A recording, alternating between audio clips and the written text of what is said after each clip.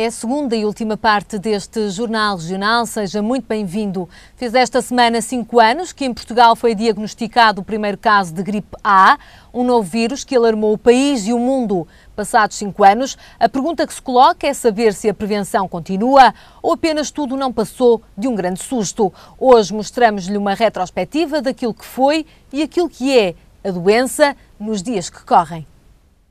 É durante os tempos mais frios que estamos mais sujeitos a doenças que muitas vezes são inesperadas ou que pensamos não as poder ter. E foi há 5 anos, mais concretamente no dia 4 de maio de 2009, que em Portugal foi diagnosticada a primeira vítima de uma doença que preocupou bastante a população, espalhada um pouco por todo o mundo, e, claro, os portugueses. Falamos da gripe H1N1, mais vulgarmente conhecida por gripe A. No ano de 2009, a Organização Mundial de Saúde confirmou um total de 590 casos relacionados com esta doença só no continente americano. Em Portugal, a primeira vítima foi uma mulher de 31 anos, infectada pela estirpe da gripe. Nesse mesmo ano em que se registrou o aparecimento da gripe A, o Ministério da Saúde deu a conhecer um aumento preocupante de 28 para 515 casos.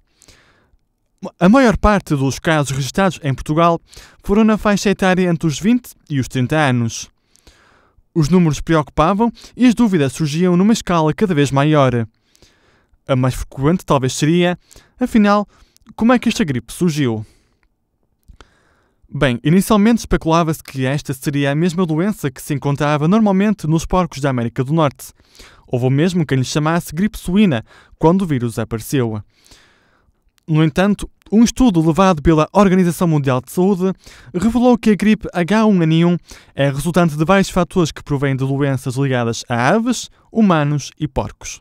A preocupação com aquilo que se julgava ser uma epidemia foi crescendo ao ritmo em que se multiplicavam as dicas para prevenir uma doença que podia ser transmitida quer através de espirros, locais fechados e, obviamente, pelo consumo de carne de porco. Algumas das recomendações passavam por evitar o contacto direto com pessoas contagiadas, cobrir a boca e o nariz com lenço de papel ao tossir ou espirrar e até mesmo lavar as mãos com frequência. Nos hospitais, a vacina desenvolvida teve como principal objetivo combater a gripe mais comum. Passados 5 anos, é concluído que a gripe detectada nos porcos é, afinal de contas, semelhante à gripe mais comum, a chamada gripe A. Portugal recebeu este ano 1.600.000 vacinas para combater a gripe, das quais cerca de 1 milhão tiveram como destino os centros de saúde para serem dadas gratuitamente às pessoas com mais de 65 anos e idosos institucionalizados. Nos dias de hoje, a prevenção é o mais importante, quer esteja ou não de boa saúde. Não se esqueça de ter os cuidados necessários para que possa ter uma vida mais saudável, quer seja para si ou para os seus familiares e amigos. A saúde é um bem comum que cabe a cada um de nós cuidar da melhor maneira possível. Cerca de 85% das mais de 150.000 chamadas realizadas em 2013 para a Linha Nacional de Emergência Social foram consideradas falsas. Entende-se por chamadas falsas ou não úteis desligamentos, enganos e brincadeiras. A linha 144 é um serviço público, gratuito, de âmbito nacional, que funciona 24 horas por dia para proteção e salvaguarda da segurança dos cidadãos em situação de emergência. Segundo dados do Instituto de Segurança Social, a quase totalidade dos cerca de 156.000 telefonemas feitos em 2013 para a Linha Nacional de Emergência Social, linha 144, foi falsa. Esta linha é reconhecida como um serviço público gratuito de âmbito nacional que funciona 24 horas por dia para a proteção e salvaguarda da segurança dos cidadãos em situação de emergência. A primeira triagem da linha é feita por uma equipa da Portugal Telecom que distingue as chamadas enquadradas no âmbito da atuação da linha de emergência social daquelas que são não úteis, como chamadas enganadas, desligadas e brincadeiras. Nesta filtragem, apenas 15% das ligações terão sido consideradas úteis e neste elenco existe ainda uma percentagem de telefonemas que implicaram o encaminhamento para outros serviços e entidades mais adequados ao problema apresentado. Em relação às chamadas efetivamente tratadas pela linha 144, o Instituto de Segurança Social adianta que a maioria dizia respeito a questões de violência doméstica, logo seguidas dos desalojamentos, da ausência ou perda de autonomia, de crianças ou jovens em perigo e ainda de situações não especificadas. O Instituto entende como uma situação de emergência social qualquer caso que coloque indivíduos em perigo de ausência de condições mínimas de sobrevivência e exigindo uma atuação urgente no âmbito da proteção social.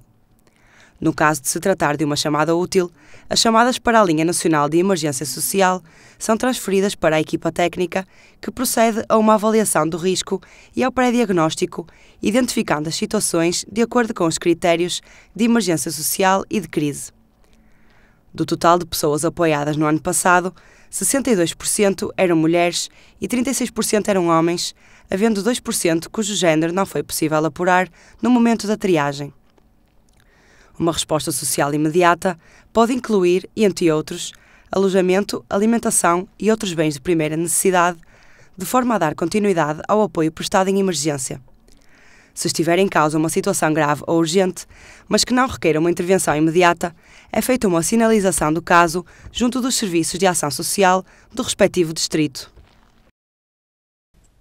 O maior projeto de grafite e street art do norte do país nasceu na Leonesa, em Lessa do Balio. 10 artistas portugueses pintaram um mural ao vivo com o objetivo de criar um impacto positivo através da pintura na população.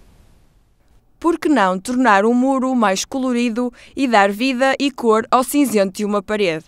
Foi esta a ideia da Leonesa, uma antiga fábrica de têxteis agora transformada num centro empresarial. Trata-se do maior projeto de grafite e street art do norte do país. E é na Rua da Leonesa, em Lessa do Balio, que 10 dos melhores artistas de arte urbana do norte e sul do país foram convidados a pintar ao vivo. Onde cada um, com a sua linguagem própria, retrata a história de Matosinhos. Foi esse o tema dado, portanto, desde os pescadores ao mosteiro de Lessa, tudo que engloba a cidade. Na segunda fase do muro, que já estão a iniciar, vai ser retratada a história dos mecenas, da Unicés e da Leonesa. O objetivo é tornar todo o parque empresarial mais atrativo, para quem cá trabalha e ainda para as famílias. E a ideia é trazer um público também consumidor, um público final, público esse que pretendemos que sejam famílias e que aqui possam ter um programa em família, não é, ao fim de semana.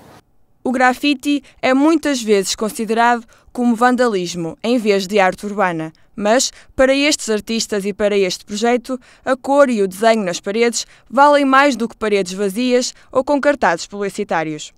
Eu sinceramente magoa-me mais ver constantemente as publicidades que estão ali anos e anos e anos e que não são retiradas e que não são mudadas, ou que não sei como tomam conta do nosso espaço visual, não é? Nós não conseguimos fazer uma rua sem ver publicidade. Eu acho que o grafite tem esse lado, que é o da irreverência de uma ocupação de uma coisa que é nossa. A opinião dos artistas em geral foi unânime.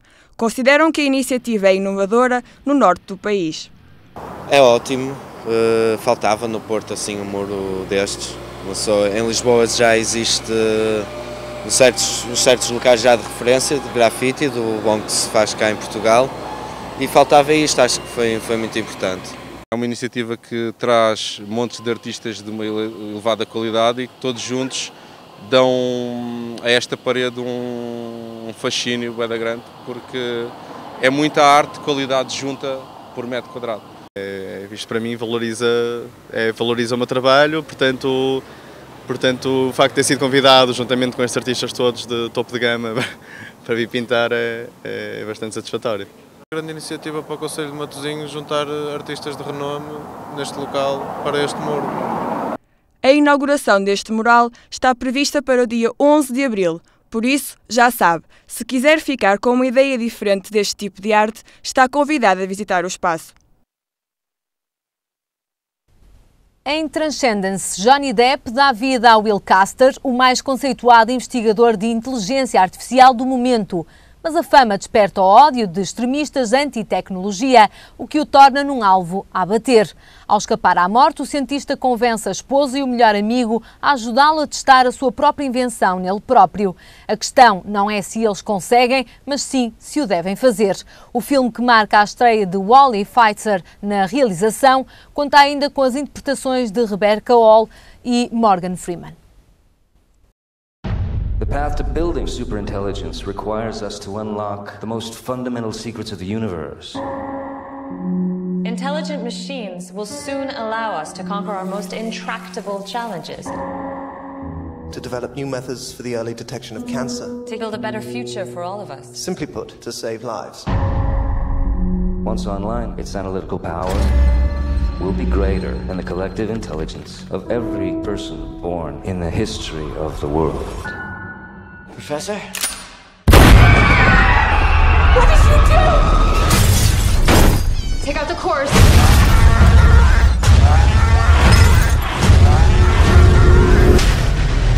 Revolutionary independence from technology, RIFT. They hit AI labs all over the country. They're determined to stop any attempt at what you call transcendence. We're looking at 5 weeks before his system shuts down. When I'm gone, keep moving forward. I won't let you go. We can upload his consciousness. We can save him. Not like this. If we missed anything, how will you know who you're dealing with? Oh my God. It's like my mind has been set free. I'm gonna need to expand. I need more power. Get me online. This is not well. Shut it down. Shut it down! It's him! Where are you going? Everywhere.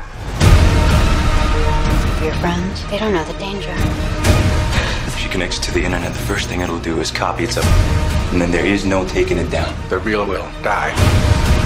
Whatever it is, it's building an army out there. What is this? It's evolution. This isn't evolution. It's an abomination. What the hell's happening? I'm able to fix them. This has gone too far, Will. Stop it! I don't understand. This is the future. This is not our future. Evelyn! You're not here with me. You've changed. Have you fallen out of love with me? No. Have you? If we don't stop him, it will be the end of mankind as we know it.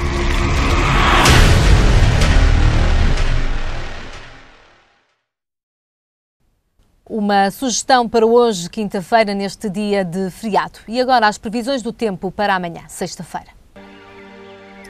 Para o segundo dia de maio, o Instituto Português do Mar e da Atmosfera prevê céu pouco nublado ou limpo, com o vento a soprar de fraco a moderado. Quanto às temperaturas, uma ligeira subida das máximas, com o Porto a esperar uma máxima de 23 graus, Lisboa 26 e Faro 31 graus.